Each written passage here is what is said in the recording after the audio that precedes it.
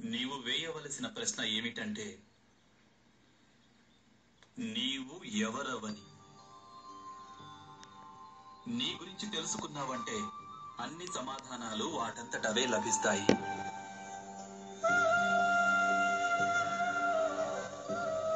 నేనెవరినో చెప్పండి. ప్రతి వ్యక్తి ఆ దేవుని అవ్యక్త రూపమే, కానీ అది ఎవ్వరికీ తెలియదు. చీకటిలో దాగిన ఆకారం కనిపించదు. అలాగే అజ్ఞానంలో దాగిన ఆత్మ కనిపించదు.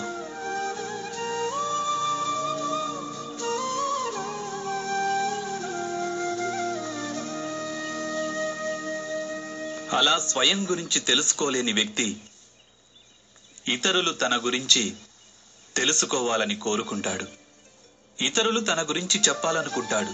తనెవరో, తను ఏమిటో. కానీ ఆ ఇతరులు కూడా స్వయంగా తమ అజ్ఞానంలో చిక్కుకుపోయి ఉంటారు. అలా తమ గురించి తెలుసుకోలేని వారు మనమేంటో మనకెలా చెప్పగలుగుతారు చెప్పు?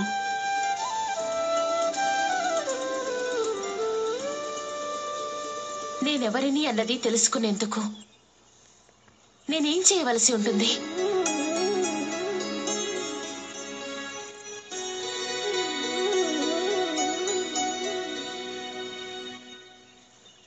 ధర్మాన్ని మోయవలసి ఉంటుంది. ఆ ధర్మాన్ని స్థాపించడం కోసం ప్రయత్నం చేయవలసి ఉంటుంది. కానీ నేను ధర్మం గురించి ఎలా తెలుసుకోగలను?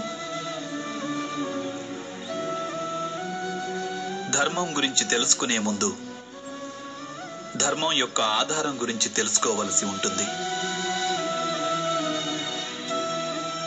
ధర్మానికి 5 ఆధారాలుంటాయి: జ్ఞానం, ప్రేమ, న్యాయం, అంకిత భావం, ధైర్యం.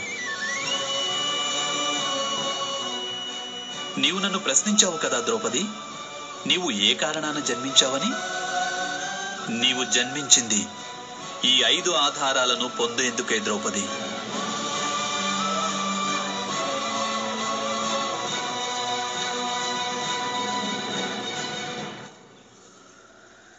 దేవతలన్నారు, నీవు ఆర్యావర్తన భవిష్యత్తుని నిర్మాణం కావిస్తావని.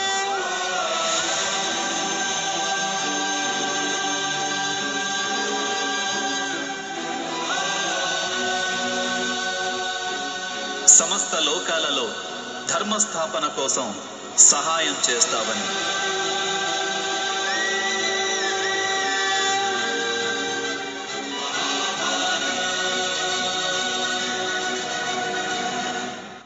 ఇదెప్పుడు సంభవమో తెలుసా ద్రౌపది?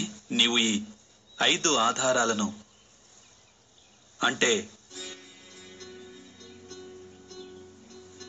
జ్ఞానం, ప్రేమ, న్యాయం, అంకిత భావం మరియు ధైర్యాలను పొందినప్పుడే.